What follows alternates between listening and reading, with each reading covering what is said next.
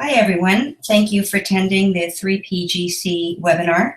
The 3PGC, or Three Principles Global Community, is a nonprofit organization that's committed to bringing an understanding of the three principles to people throughout the world.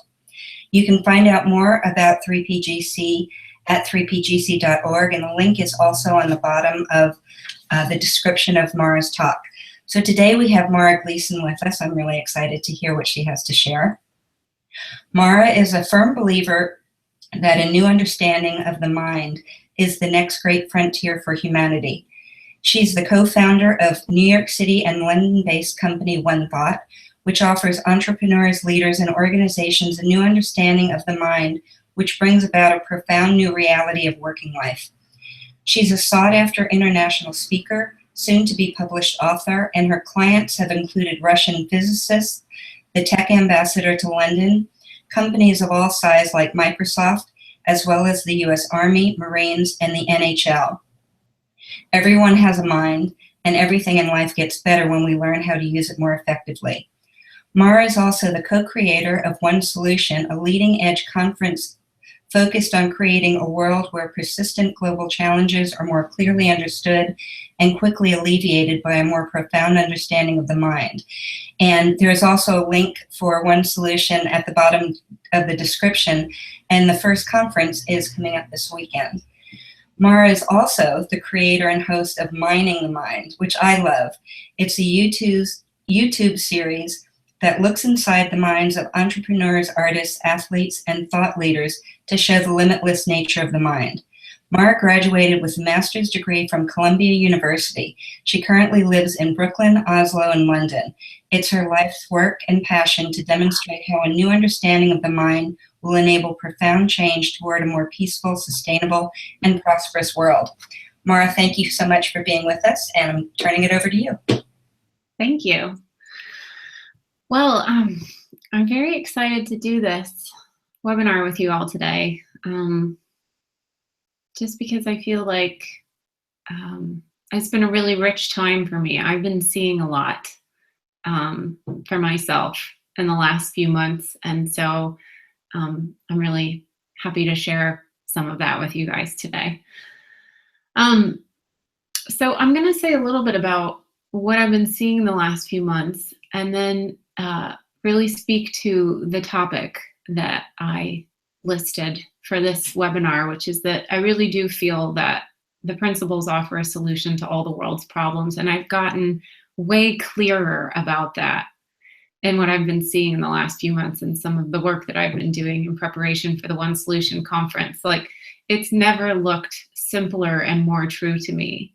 I always had a feeling that people learning about the mind and the relationship between our mind and our perception of life would transform the world, would help humanity, would move us further along in our global endeavors. But I never felt as clear as I do literally today, this moment in time. And it's been an evolution for me. And funnily enough, not surprisingly, the reason it's gotten clearer has only been because certain thinking that I had has fallen away. Certain things that were kind of invisibly in my way have just become visible to me in a way that has been really interesting in the last few months. And I felt like I've experienced something very human that could probably help a lot of people in all different areas of life. So I'll try to start at the beginning without going on too long, because I do want to say a bit and then take questions from people, because I always prefer a dialogue. And there's something funny about, I have to kind of give my disclaimer, there's something funny about doing a webinar to a bunch of people you can't see. So I'll do my best. I've got Bonnie's beautiful face here to keep me company, which helps. But I really do want to make it a conversation if possible. I just want to remind everybody, I didn't mention this in the beginning, that if you do have questions, there's a Q&A box if you're on Google+, so you can type in your questions there. Sorry for the interruption. Yeah, no, thank you for saying that. That way people know you can dialogue with me, and I'd love for you to. So again, I'm going to go back to the beginning, in that there were a series of different moments in my life where, when I learned about the fact that there are principles that explain why we experience life the way we experience it, it was so clarifying for me. I couldn't help but think, and you'll hear this a lot from people, like, oh my gosh, this makes life so simple. This makes life make sense. Why doesn't everybody know about this? So for those of you, and I apologize if I'm totally a broken record and you've heard this before, but for those of you who've not heard it before, I got interested in the principles because my dad, through his boss, who was interested in helping my dad's company that was kind of in a rut at the time, had heard George Pransky talk about that there are these principles behind the mind, that you can understand life and how you're experiencing it because of these three forces going on inside of us, which we describe as mind, thought, and consciousness. The fact that everyone is essentially the life force, the energy behind life, that we are born into this world with certain automatic intelligence and capability, like the fact that we get thought and that we don't have to do anything to get thought. And that because of consciousness, we feel our thinking.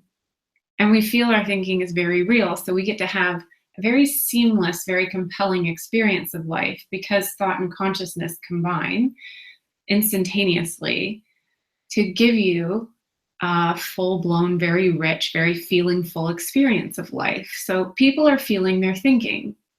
But thanks to mind, we're constantly getting new thinking, which is why people sleep on it, they wake up, they think about something differently, they feel differently about it. So we're living in this really interesting, always changing projection of our own minds. We're not living in a world out there. And when my dad went on that business trip and learned these principles from George Pransky, it did something really profound for him, which made him a much less volatile person. He was way less reactive because he understood he wasn't victimized by the things outside of him. If you don't know that you're thinking up your experience of life, it's very easy to get caught in a very reactive relationship to life. Whereas if you know it's your thinking, if you know where your experience comes from, and you know that there's another thought right behind it, if you let it, because that's built into the intelligence of the mind, you will keep having thinking, then people experience this massive updraft in freedom of mind. They're less personally attached to their thinking because they know there's just another one right behind it. And then in a different thought comes a different feeling and comes a different perception of the world out there. So I always use the example because I love it, because it's so clear to me. Right now I'm in Oslo, but typically I live in New York City. And New York City as an environment is very busy. It's very noisy. There's lots of people. And I find it fascinating that there's some days my thinking is quiet, serene, not agitated. And I walk around a city like New York and I think, wow, what an amazing place. How lucky am I to live here? Look at all these beautiful people. Look at all these different cultures and races and kinds of food and things that I have at my fingertips to experience. And look at all the amazing, exciting things that go on here. And I just love the energy. Now, literally 6 hours later or 20 minutes later or the next day, I can be walking in the same city, the same New York City, and think, this place is nuts. I gotta get out of here. It's too many people. There's noise everywhere. And that supposedly lovely energy, because my thinking's changed, because my consciousness is having a different kind of thinking experience, feels like New York is crazy. I gotta get out of here. And so I use that example only because it's so clear that, like, New York City is just a city. And it's kind of the same city day in, day out, but I have radically different experiences of it because of these principles, because in truth, I'm not experiencing New York. I'm experiencing my mind. And just like when my dad learned these principles, he became way less reactive to life. Because I have an understanding of these principles, I know not to blame New York when I feel like New York is too much. Just like I know not to blame my boyfriend most of the time. Sometimes it's invisible, but when I'm having a really bad day or, something. So it's so interesting how much simpler life gets when you see the principles behind it that make it make sense. Oh, that's why the same thing can be really different. And it's so illuminating, and it saves us from feeling victimized by life. And because we don't feel victimized by life, we don't have to do things that victimized people do.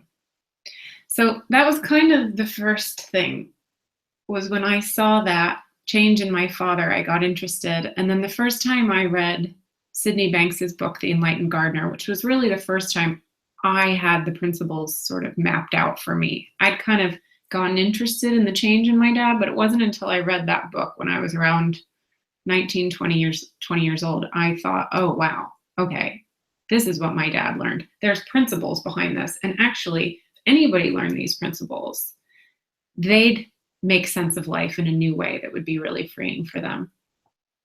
So there was that moment when I was 19, 20 where I thought, everyone needs to know this. Like, this is really helpful. This should be like life 101. They should be teaching this in kindergartens. And that was kind of the first moment that I had a very deep sense that this was going to be my life's work. That if I was going to share anything with the world professionally, I wanted it to be this.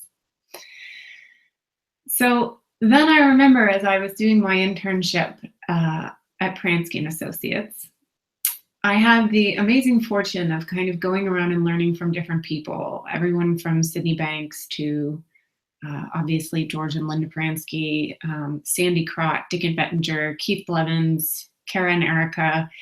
And I will never forget when I went, Kathy Casey invited me to come sit in with her in the prisons, because Kathy Casey works with prison inmates. For those of you who haven't seen, there's a video on 3PGC about prisons that's really amazing and eye-opening. And when I went to the prisons with Kathy, it was another moment in time that kind of blew my mind, which was when I sat in that room with 60 to 70 incarcerated males, many of whom were in for violent crimes like murder. Some of them were in for life. I expected there to be some limit to how helpful the principles could really be to them. Like, you're in prison for life, you murdered someone. I'm sure this might help a little, but it wasn't until I was sitting there and they were all so excited to share with me how learning the principles had given them freedom. And so many of them said, not one or two, so many of them said, since I learned the principles, I feel freer than I've ever felt in my life. And isn't that funny? I'm sitting in prison. And I was like, yeah, that's pretty amazing. Because I could see, just like I could make New York City a prison on a day when I'm in a bad mood, when you're in a clear head, when you don't have a lot of thinking gripping you, and you really truly see that nothing outside of you makes you feel a certain way, that we only feel our thinking and we have freedom of thought. These guys were proof that you could have freedom of thought even in a prison. So even in a technically completely victimized environment where you have no control, they were feeling total control, total freedom, more freedom than they felt before, just because their understanding of where freedom came from shifted. The other thing many of those inmates said, which really struck me, was, if I knew what I know now, I wouldn't have gotten myself into this prison.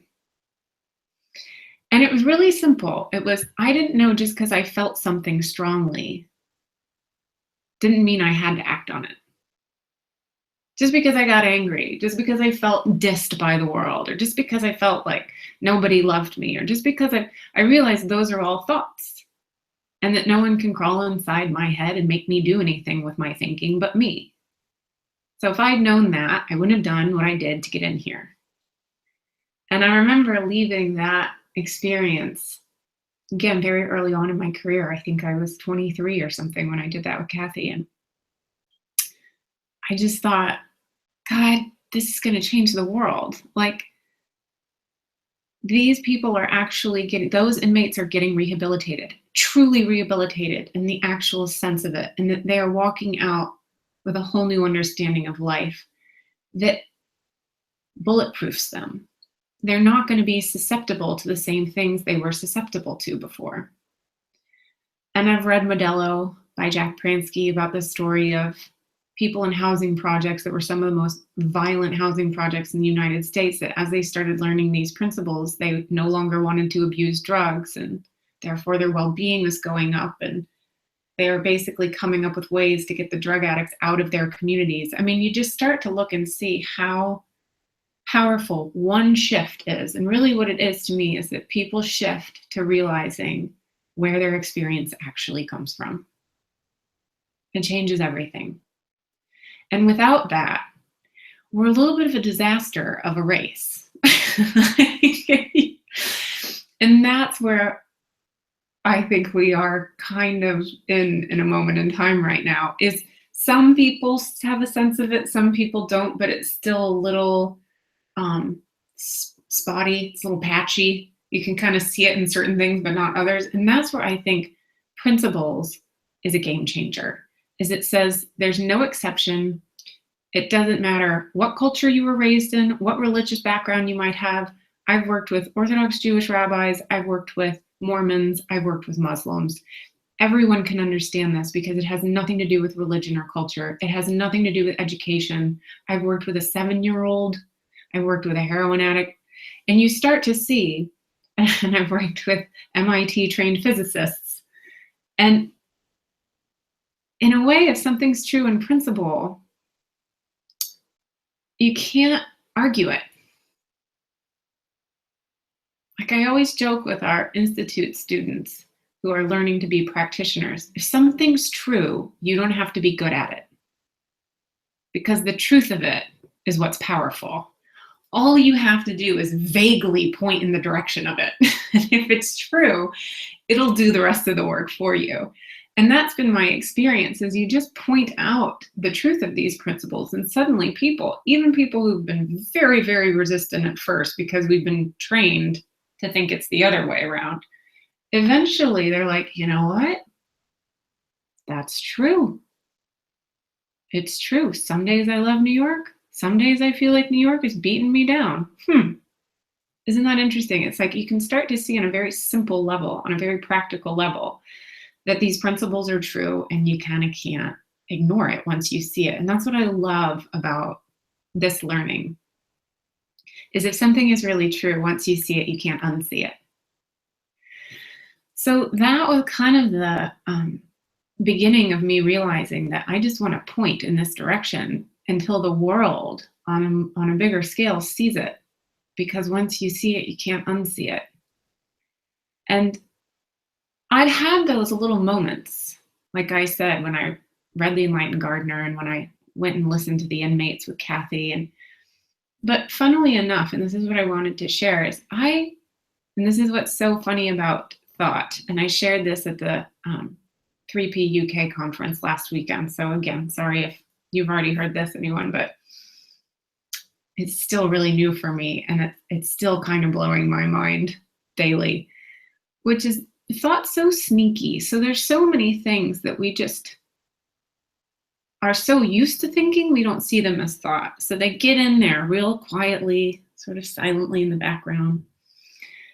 And one of the things that kind of got into my mind without my realizing it was I started to think, I went from that moment of inspiration, wow, this makes life make sense, everyone needs to know about this, to, well, okay, yeah, no, that's true. So let's see, start by getting some experience. Start by working with clients. Okay, then start your own company. Great. And what's going to be the point of that company? Well, the point of that company is going to be train more practitioners so that there's more people out there sharing this message, because it became evident I'm just one person. Let's multiply the forces, so to speak. So there's many people pointing in this direction, because it's crazy to think, but it's only been 10 years I've been doing this, but the number of people sharing the principles has like quintupled since I started. 10 years ago, I still knew every single person by name that did this for a living. And now there's lots of people I know I've never heard of, which is exciting. So when I thought, oh, let's start a company, okay, well, part of that will be training more practitioners, so there's more people pointing this direction. And then the other was that I really believed that business was a very powerful way to get this message out for a few different reasons. One is that Aaron likes to say, my business partner, most people have to go to work. So you hit a lot of the population by focusing on where they work, which is true. Not everyone is into sports or, blah, blah, blah, but most people have to go to work. And if they don't go to work, they know someone who goes to work. So it's a good way to reach a lot of people. And I loved that I felt like I got exposed to the principles just because my dad was sent by his boss to learn this for his business, for the productivity of his business and the success of his business.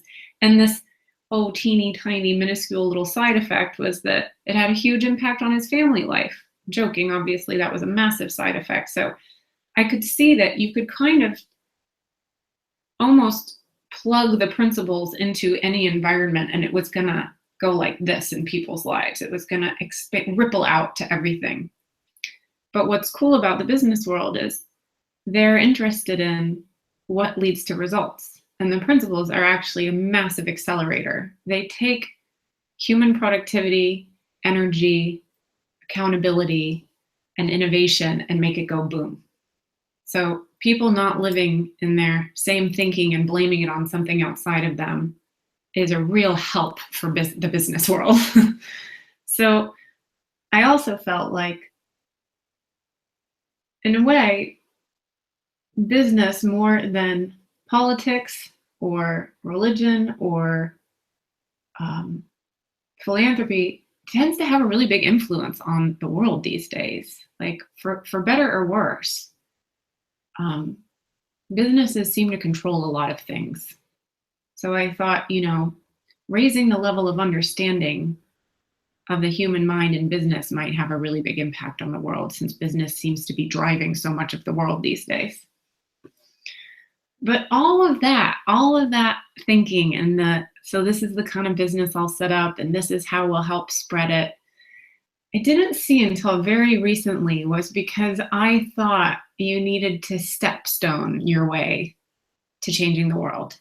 Because really, ever since that moment, sitting under the tree on my college campus reading The Enlightened Gardener, when I thought, oh my gosh, this makes life make sense. This is going to change the world. Everyone needs to know this. I really just wanted to say with a megaphone, hey, everybody, you should really look into this. It's really helpful. But that feeling the bigness of that feeling slowly got contained by a very invisible, sneaky little thought, which said, but you need to step your way there. You need to get experience. You need to get credibility. You don't want to look crazy. Don't look crazy. Nobody likes crazy people. And so there was this way in which I kind of put a leash on myself. When you see someone walking a dog and the dog's trying to run and the human's trying to slow it down, well, I had become my own human. I was slowing myself down because I don't know why. I think I wouldn't have done it if I'd seen it, but I somehow thought I needed to do that. I needed to rein myself in. And it was in having a conversation the end of last year, December or January of this year, when we started talking about wanting to have a conference that focused more on the principles as a new understanding of the mind that would catalyze global change. And it really is one of those things where when you start catching a glimpse of how powerful it is, like the things that I've seen over the last 10 years, from those prison inmates to some of the businesses I've worked with, the things that become possible when people have a new understanding of the mind will blow you away. And I've often felt selfish or lucky, depending on how you want to look at it, that I get to see that kind of change all the time. And I would think to myself, if everyone could see what I'm seeing, the world just looks so full of possibility, and the ability for people to change and leapfrog over their normal way of doing things, which seems so tired and so unenthusiastic and so the same. When people have a new understanding of the mind, it's like you watch a whole organization of people go whoop. It is so inspiring. And then to contrast that with reading about what's going on in the world today and how much we sort of seem like we're in that tired space of trying to figure out how to deal with issues like the gun crisis in America is one that it's like every time I see it on the news, I'm like, people, I'm not a fan of guns either, but this is not a gun issue. This is a misunderstanding the human experience issue. The only reason anyone kills anyone else is because they feel victimized by that person or that group of people. You are taking something from me. You are withholding freedoms from me. You are the reason I'm unhappy. Now, the principles takes all of those statements off the table. You cannot blame someone outside of you for your lack of happiness or what you want in life or freedom. And I watch the news enough to be like, this, if only everyone knew this. And so we started talking about, well, what would it take to really make that statement, to put this on a stage and say, look, this is the answer to some really large scale challenges that we're facing in America and abroad. It's the same thing with the refugee crisis. The reason there are so many refugees is primarily because of war, conflict, and also somewhat because of climate change and natural disasters. These are two things that look so clearly answered by the principles. Now that I understand, it's like, okay, again, war and conflict can only happen because people think their security is being threatened by something outside of them. If everyone clears that up and realizes it all comes from the inside out, war would cease to exist. So that would really help the refugee crisis. And then climate change, it's another really interesting application of the principles, but all we need is innovation to come up with new solutions to issues like energy. Like, how are we going to get more energy without creating more carbon in the atmosphere, more fossil fuels? That's not impossible. It just requires innovation, which comes from new thought, which comes from not staying in old thought. And that's what's so fascinating about the principle of mind, is you realize, oh yeah, people have ideas out of the blue.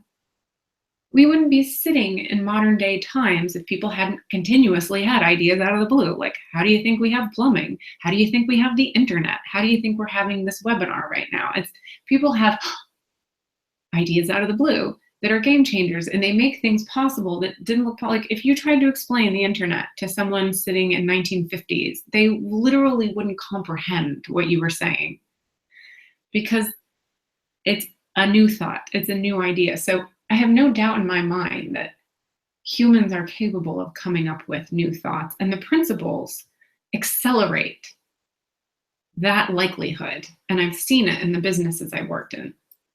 The other thing is, every business organization I've ever worked in, and I've been talking to a lot of people who work with the United Nations these days since we launched the One Solution Conference, will tell you that the biggest problem is not having ideas or not having money. It's that people get in the way of them. So human beings get in the way because, again, people get wedded to their thinking and they don't know what they're thinking. They think their thought is a truth. So they get like this about it. And again, the principles frees us from that trap, because you realize all thoughts are just a temporary form. You can put a stake in the ground about them, or you can be very free about them and let new ones come in. And no one can threaten you by having another thought. We just make that up. But I love this whole notion. Like, one of the things that's become very clear to me since I've learned about this is I'm just a thinking creature. I think, therefore I am. So I have a life and I have an experience of Mara because I'm thinking. But it's not I think, therefore I'm right. Like, Descartes didn't say that. And that's where we get into trouble. And that's where we slow down innovation. And that's where we create conflict and sects and groups and countries. It's I think, therefore I'm right. And all you are wrong. That creates so much mayhem. Whereas the principles show you, no, you think, therefore you are. It doesn't mean anything more than that. And the more comfortable people are with knowing that truth, the more fluidly things move. And it's funny because we can see that in so many other simpler examples, less charged examples, which is like, I'm here in Norway. My boyfriend is Norwegian. In his house, you take off your shoes the second you walk in the house. That's true in any Norwegian house. I think it's also true in Japanese houses and maybe many other places in the world. It's not necessarily the case in America. You can walk into a house and leave your shoes on. Now, just to show, if I thought my thinking about shoes was right and his was wrong, we would get in an argument about that. Oh no, I'm leaving my shoes on. It's ridiculous. What difference does it make if I leave my shoes on? And he could say the same to me. Well, you're disgusting. There's something wrong with you. You dirty, horrible American. You leave your shoes on. And I realized like that's no different than telling people a certain race is better than another race, a certain sexuality is better than another sexuality. I take my shoes off, you leave your shoes on. Like, it's all the same. But because we don't realize that's just thought created and consciousness makes that thought feel real, it's not actually a reality. You don't have to get violently wedded to your thinking. So you don't have to get into conflict and you don't have to slow down the potential for new thought and agreement and resolution to be made really, really quickly and effortlessly. So I digress. I kind of got off on a tangent there. But one of the things that I got really clear about when we started talking about, well, let's talk about how these principles could solve the world's problems, I found myself saying a sentence that I didn't even know was in there, which is I said, well, I've always known that the principles are going to change the world someday. This understanding of the mind is going to change the world someday. I just know it. I just don't know when. And Adek looked at me and he said, well, someday never gets any closer because someday is just a thought. And I had this moment of like, you know, I said, if something's true, all you have to do is point to it. Like once you see it, you can't unsee it. I had this moment of like, oh, wow, that's true. Someday is a thought. Like, once he pointed out, it sounded so stupid. I was like, oh yeah, what is someday? Is it like a Tuesday in 2026? Or is it like what is someday? And I realized it was a thought in my mind that put that possibility outside of myself. Oh, these principles, this understanding of the mind could change the world someday. So that means it has nothing to do with me. It's somewhere out there. And at some point, hopefully I'll get closer to that. And it just made this little explosion go off in my mind. And I thought, oh my God, I know it's true. Why am I not saying it now?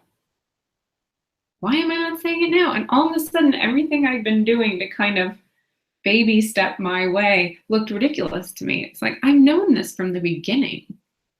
From that first insight I had, everyone should know this. And in my own innocent, totally well-intentioned way, I went about that thinking I was doing that, getting there. But it just looked so clear to me that I'd put a limit on it. I'd put a leash on myself and I'd go, whoa, girl, don't get ahead of yourself. Like, well, why not?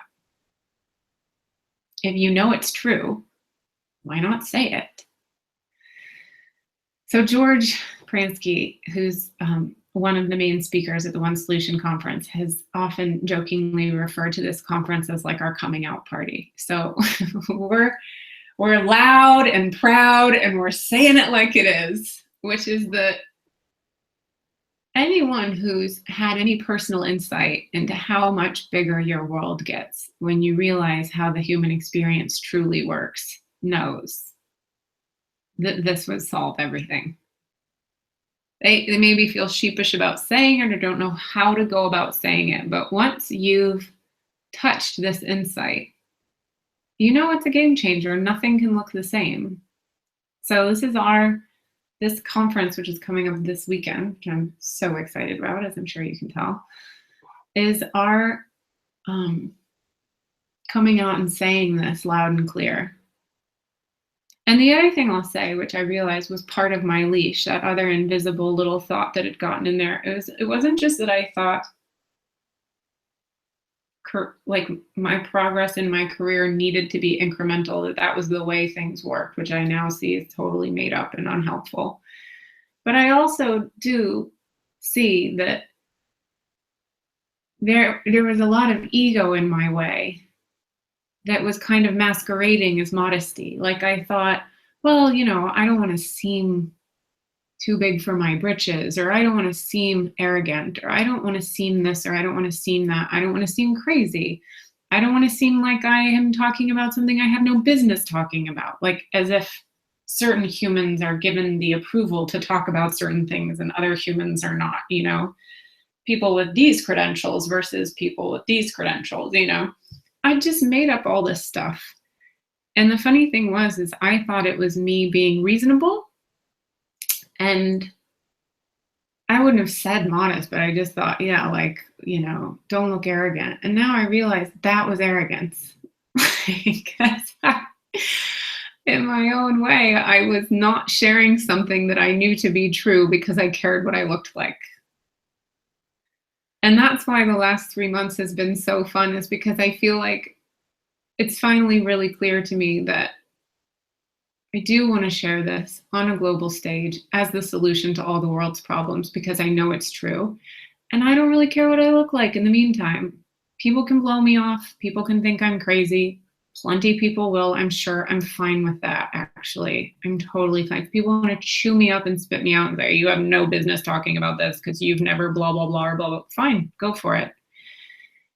It doesn't look worth it to me to sit back, because that conversation can only make a difference in the world if someone's willing to go out there and have it.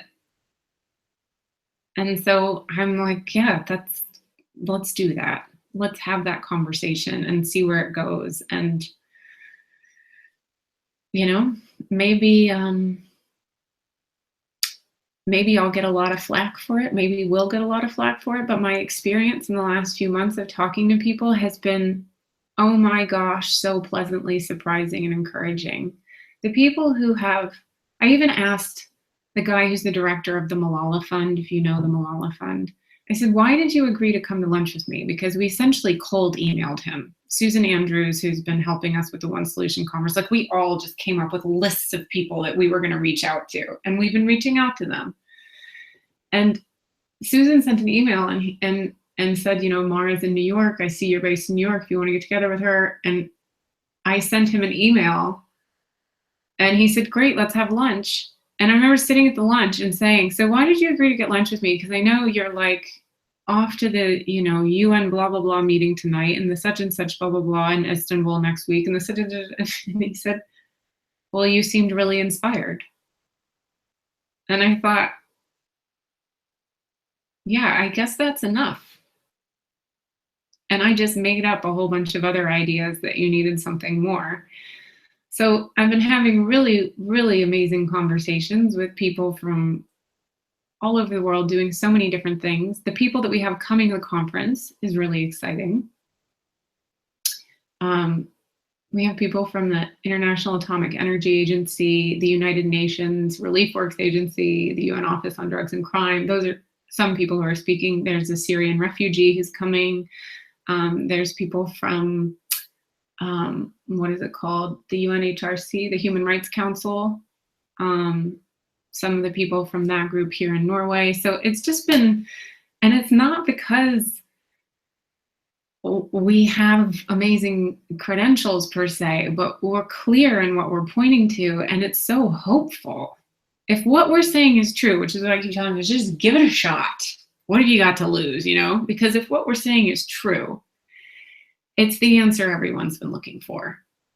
It's going to make so much of the efforts that really well-intentioned, really incredible people are putting forth suddenly have an accelerator behind them.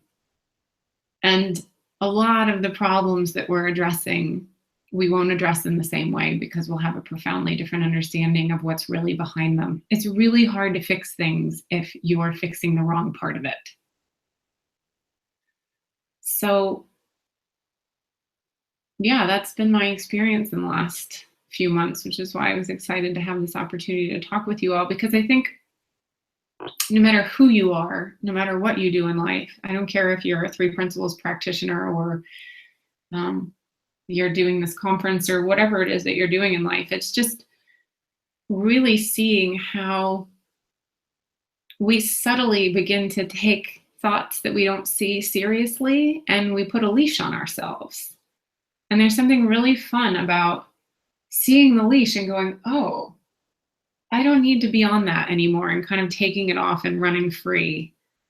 And really seeing how far you can go when you stop holding yourself back in that way.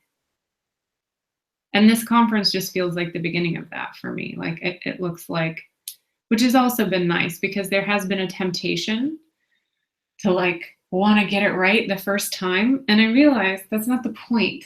The point is to begin a conversation, to go in a direction, knowing that we can fail and we can try again, or we can succeed and then just build on it. It's infinite what we can do with it. I don't really care. I just realized I don't want to think it's going to happen someday anymore. I want to make it happen now. And however that looks is fine with me. So I see a question from George Carver. It says, how do I bring this understanding to my local community?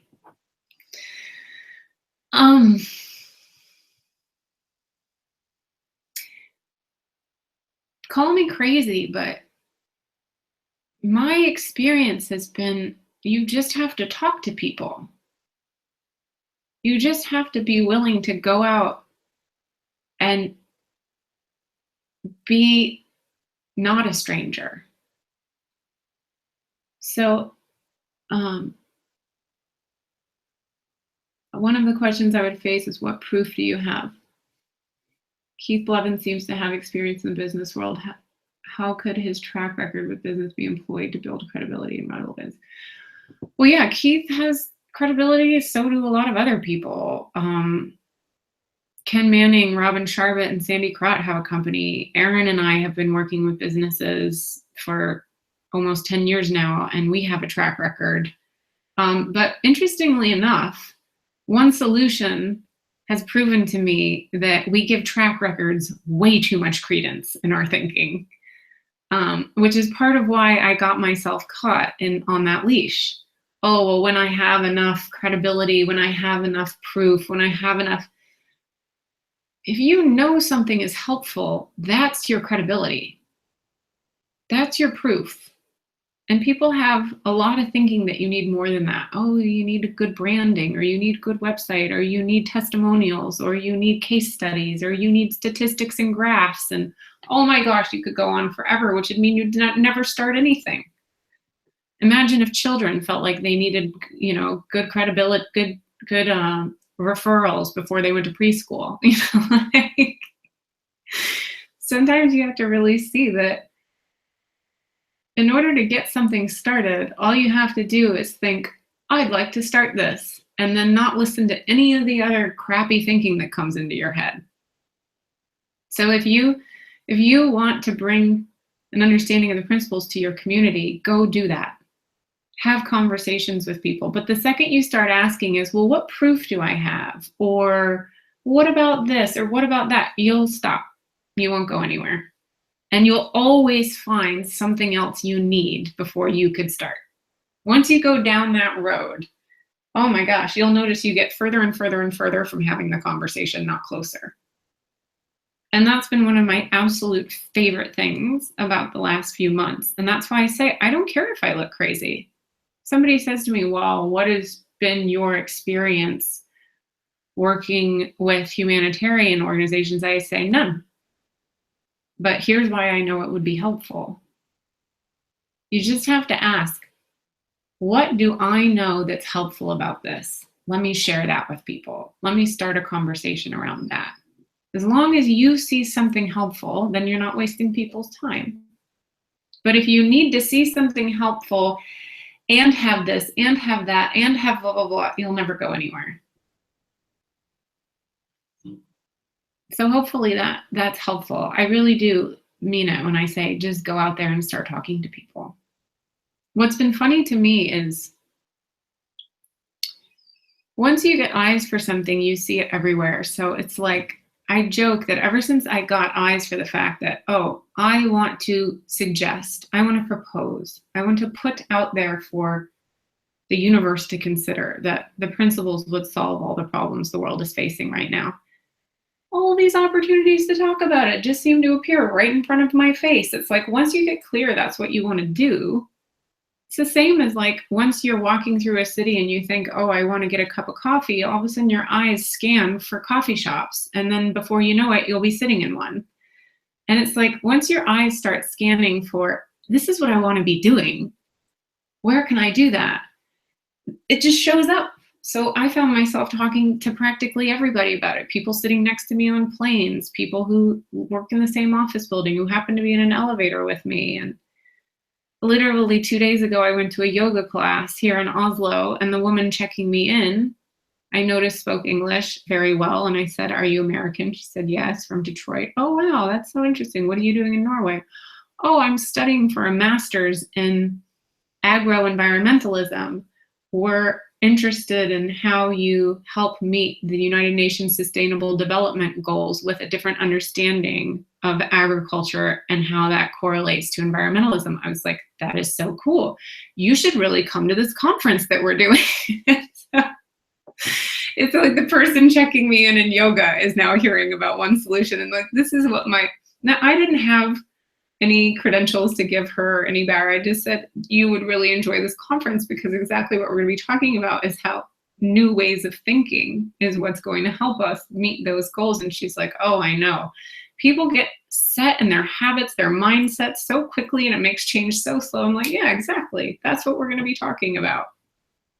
So it's funny to me how there's no rules for this. You just decide you're interested in something, and you ignore the thinking that tells you you need something more than just yourself and your words, and you go out there and you do it.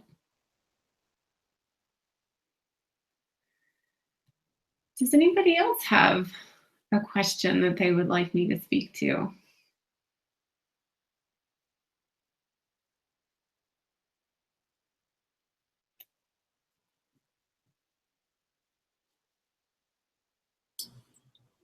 You said something in the very beginning that when you were talking about the prisons that I heard as something like, once they understand where true freedom comes from, it changes everything. Mm. And that really hit me, that it really changes everything. It doesn't matter if you're sitting in prison or if you're putting yourself on a leash. It's that understanding where true freedom comes from that changes everything. Yes. I love that. Yeah. Well, that I feel like as a sentence kind of sums up why it would take care of everything in the world. Like you said, like I was talking with one of the speakers, Stephanie Fox. She's going to be speaking on a panel at the conference, and she spent 6 years working for the UN Relief Works Agency in Gaza, working in the refugee camps in Gaza City, which is massive. I mean, people have been living in refugee camps there for years and years and years. And she's only recently come across the principles in the last year or two, something like that. I think just in the last year, but she was saying, she's so clear. She said, you know, it was so frustrating because all of the work that people are doing is so good, and it's so, people are trying to help refugees, but she said it feels like you're putting vitamins in poop. You're kind of dealing with the situation after the fact, and the principles helps deal with it before the fact. So exactly what you just said would take care of two things. One is that if people really knew where their freedom came from, we would never be having wars. We just wouldn't. You couldn't. It's literally impossible for people to go to war with someone else. Just like those inmates said, I wouldn't have done what I did that got me in here if I had understood this. So they wouldn't be there, which is why she said it felt like, let's solve this problem at the source, which is what the principles helps do. But it also gives us an amazing life raft in the meantime. So until this is more widely understood, such that it really is eliminating war, which I completely believe is possible, it helps people feel freedom inside of really restricted circumstances, mental freedom. And we've forever kind of glorified and mystified the people throughout history who've done this and shown us this, like Nelson Mandela, Martin Luther King, Viktor Frankl. These are people who were in very restricted, extremely challenging circumstances that discovered a profound mental freedom, which I would say is just realizing where your freedom comes from, that seeing that it's thought, that you have freedom of mind no matter what. And they're the extreme, so it's easy to go, oh, well, they're special, they're different. And what principles does is it levels the playing field. That's a human capacity. That's an inbuilt human potential. And anyone can be a Nelson Mandela or a Viktor Frankl. So in the meantime, until everyone learns this, and therefore we're not having wars, we can help these people who are living in refugee camps feel a sense of freedom and ownership over their well-being, just by knowing that no matter where I am in life, I have freedom of thought. That's a profound space of resilience that I don't think anything else offers. And so many of the people I've been talking to who do relief work, the workers themselves, feel so burnt out because that situation seems to warrant a certain amount of stress and overwhelm in the mind. Whereas if you could see that you could be in that kind of environment, doing that kind of work, and not get downtrodden about it, not get hopeless about it. And I think a big part of that would be seeing the freedom of mind in the people you're working with, knowing that they're okay. Part of what, and I know from having come from a social work background, the whole idea of vicarious traumatization, this idea that being around people suffering is going to traumatize you, being around other trauma. Well, if you can be around people who are in traumatic situations, but know that the principles are such that people are whole no matter what, people have freedom of thought no matter what, that is built into the human system, then you're less likely to get burnt out and traumatized doing the work. So there's this whole potential to help buoy the system, make it work better until we get that whole, people killing each other thing sorted out. So I see that Noisa has asked about the inmates. Their behaviors show us how much help they need. Because of that, maybe it's easier for them to have an insight. When you achieve the bottom, the only way is to go up. Can you say something about it? Yeah, it's funny because when I was in the prisons and I saw how many of the inmates had really profound realizations, I remember thinking, well, they are a captive audience. Ha ha, no pun intended, because they're literally, what else are they going to listen to? But there are lots of things that prisoners are exposed to that don't have this kind of impact, which is why lots of inmates get out of jail angrier than they went in. And then they reoffend because they didn't learn anything useful that transformed their understanding of life, which transformed their behavior. So it's not just that they have nothing to lose and that they're a captive audience, because I know, again, from my social work background, that the criminal justice system is trying all sorts of different things with inmates that is not working. And I saw something that was working. And I could see that what they had seen was so fundamental of a shift you really couldn't go back. Like, it's the same thing for me. And that's what's so interesting about the principles. It's like, you don't see what you don't see until you see it. But once you see it, you can't unsee it because it's true. It's you can kind of lose sight of it at times, sure, but eventually, because it's true, it comes around and reminds you again. So it's very hard for me to stay angry at a person or a situation anymore, because it's just a matter of time before my understanding that the system only works one way and it's coming from me comes around and goes, if you'd let your thinking move, you'd see this person differently. If you'd let your thinking move, you'd see this situation differently. If you'd let your thinking move, New York wouldn't look like such a chaotic, awful place. And so I kind of just relax, and then mind does its thing and I get new thinking. So once you see that, that's not like any other program. It shows you something so fundamental about the human experience that it's a game changer. But to go back, and then, well, the other thing I was going to say to your question is, does it make it easier for them to have an insight? Well, it's tempting to make generalizations, just like I did about my work. Like, I accidentally made a generalization which said, well, I'll build up to someday. I'll do these steps, and then eventually I'll feel ready. And I kind of made that up. Like, my progress in my career is going to be incremental. And when I saw that thought go up in smoke, it suddenly looked silly. So I'm tempted to say, oh yeah, desperate people have nowhere to go but up, so they're more likely to have a helpful insight. But that actually hasn't proven to be the case. I've had, at this point, so many different kinds of clients, from the brutally resistant to the wide open to the desperate, I'm rock bottom, to the, maybe this is interesting, I guess I'll listen, sure, like, and everything in between. And I've just seen that I don't know why people click when they click. And you don't have to be desperate to click. You don't have to be open to click.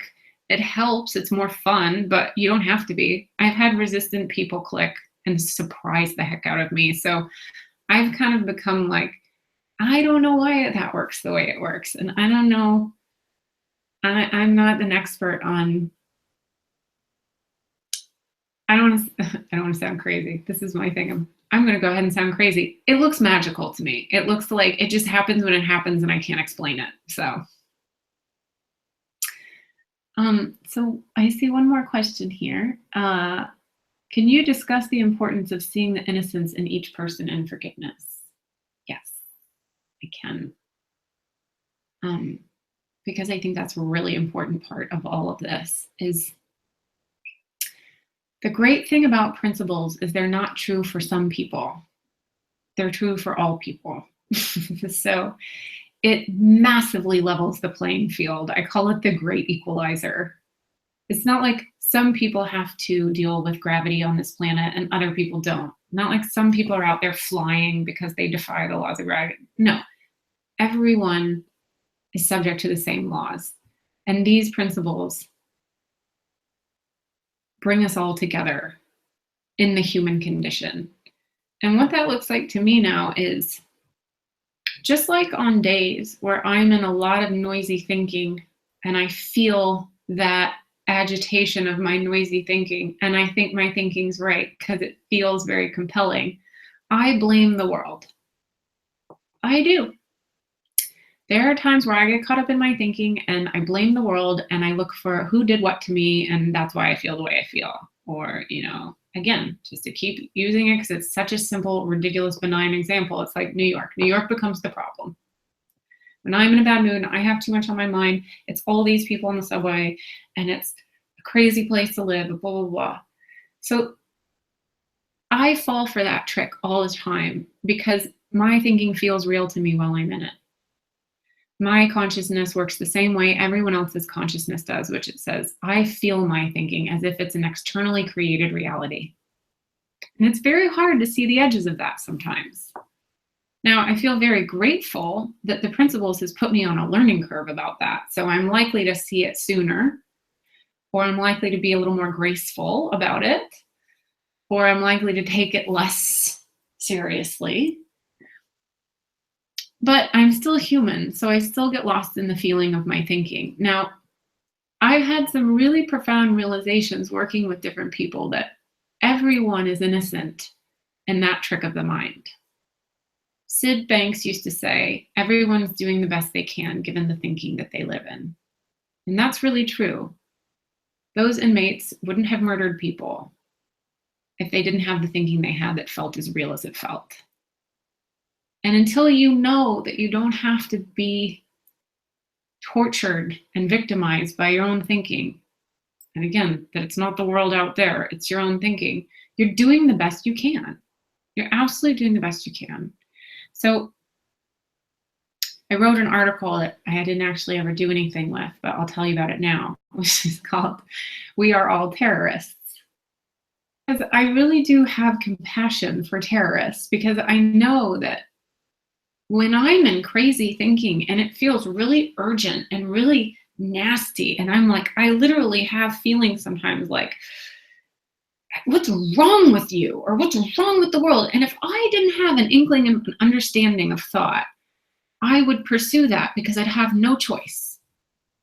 I would have no choice but to pursue that thought because it felt so real. And without it, that you're not dealing with the world out there, even though it looks and feels like it, you're only dealing with thought.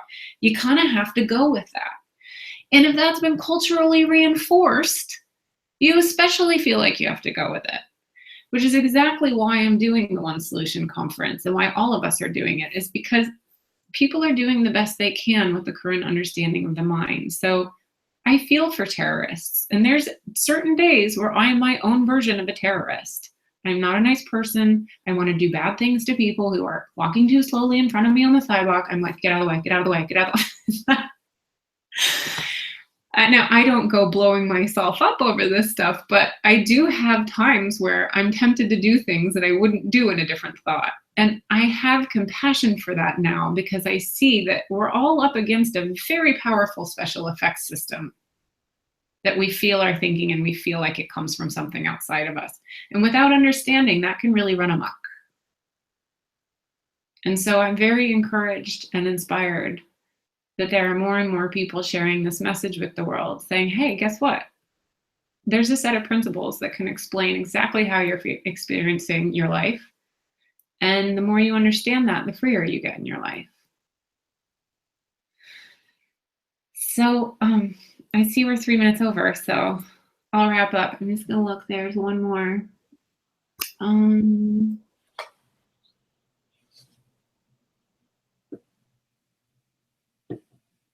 Oh, okay. So this wonderful question that clearly I can answer in 30 seconds. If you have the time, we can keep going.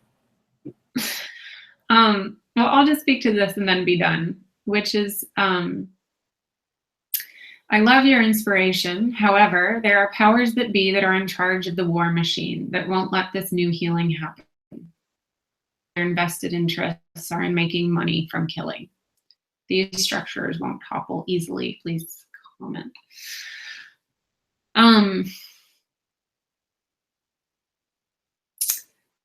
I don't disagree, but I don't agree. And here's why. I think if you go far enough upstream,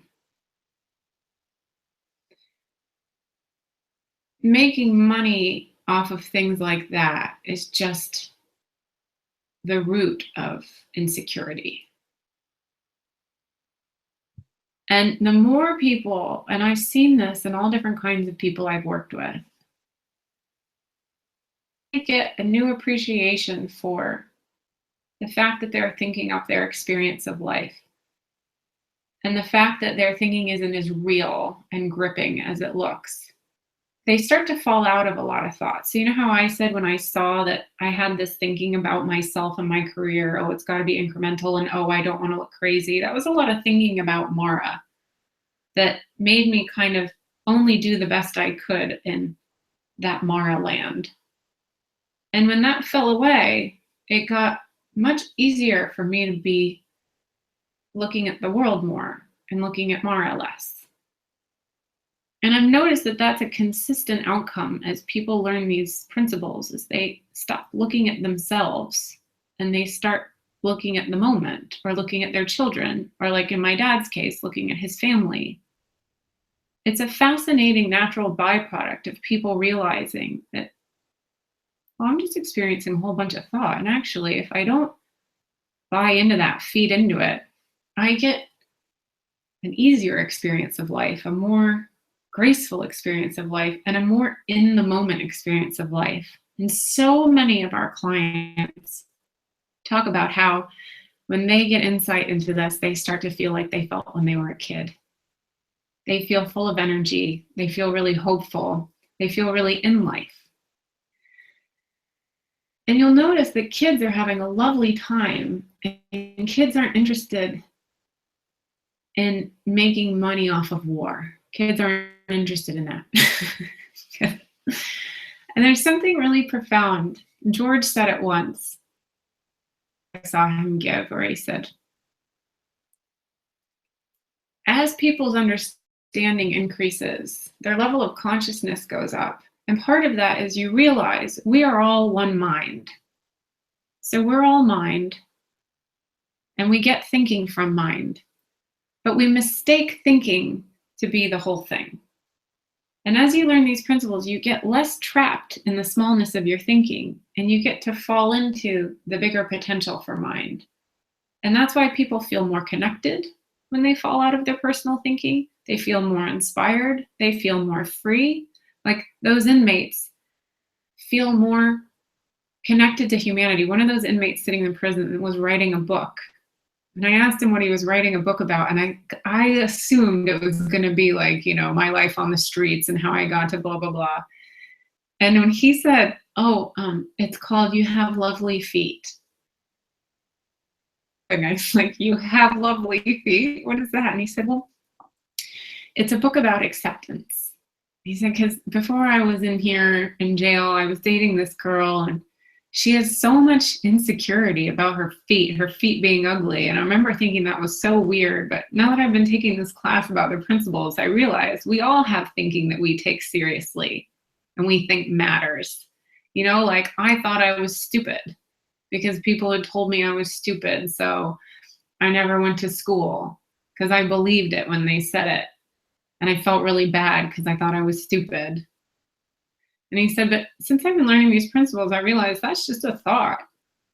I don't have to take that seriously. He said, so I've gotten interested in life. I've gotten interested in learning. He said, so I've been going to the library here at the prison, and I've been reading about things like math and science. And he got all excited. He's like, it turns out I'm pretty smart, actually. I'm like really good at this stuff. And he says, so, I thought I'd write a book called You Have Very Lovely Feet, because it really is. You got to learn to accept yourself and realize it's just your thinking. And I asked Kathy at the end when we were leaving the jail that day, I said, who's that guy who's writing the book? Because when he gets out, I want to hire him. And she said, he's not getting out. He's actually on death row. And I thought, really? Wow. And here he is teaching himself math and science and writing books. And it just goes to show you that people are just behaving consistent with their level of consciousness, consistent with their understanding of life. And I have completely blown the lid off of what I think is possible for people when they see a new world because they have a new understanding of the mind. So I'm pretty confident that even though there are all kinds of war machines and economic advantages to staying in war, blah, blah, I really do think in a different level of consciousness with a different understanding of the mind, that just wouldn't make sense to people anymore. Something far more profound would make sense to people, just like that guy's writing that book. And I also feel like we don't ever want to let the things that are in place now be reasons not to do something to change it. So I don't really care what's in place right now, and I don't care how messed up it is. I still want to try to change it.